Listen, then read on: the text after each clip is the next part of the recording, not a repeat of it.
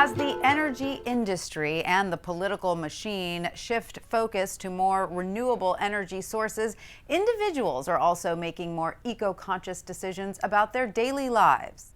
People around the world already participate in recycling and reducing waste, but some are now transitioning to a completely off-the-grid lifestyle.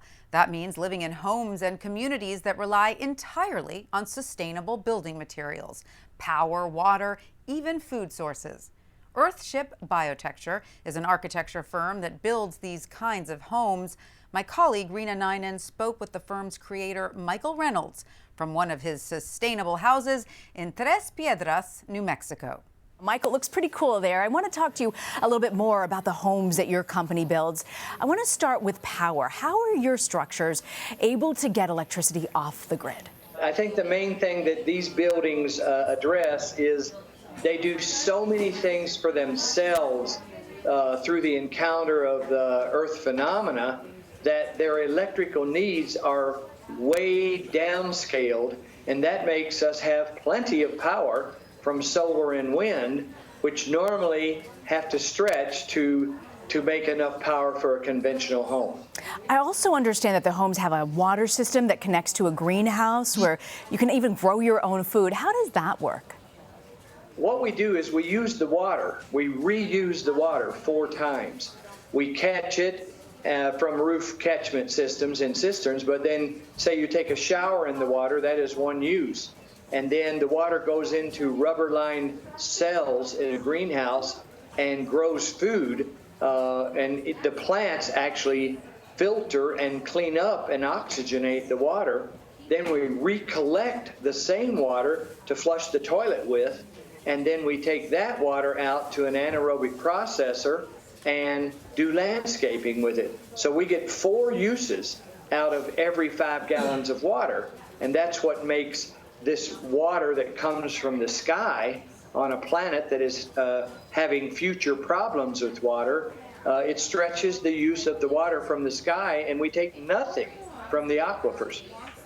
It's so fascinating, the use of water. I know these structures are actually made out of recycled material. How does the insulation work? So we have thermal mass and insulation. We achieve the thermal mass by massive construction, and in our case, we do rammed earth into steel-belted radial tires, and it's basically rammed earth.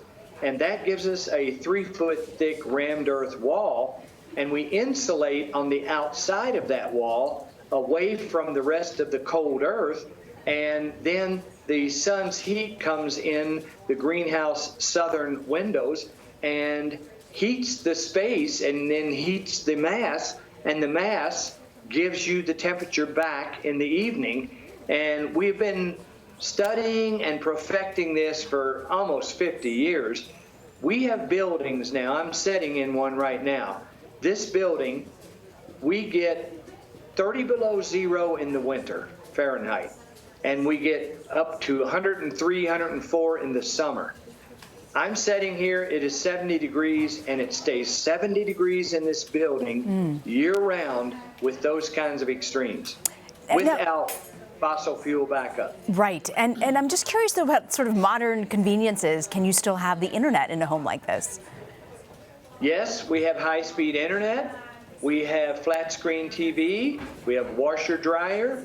We have everything. We have all the amenities, but given to you without any utility bill. We are encountering the natural phenomena of the planet to provide us with sustenance rather than a utility company. Michael Reynolds, I want to thank you very much for this conversation.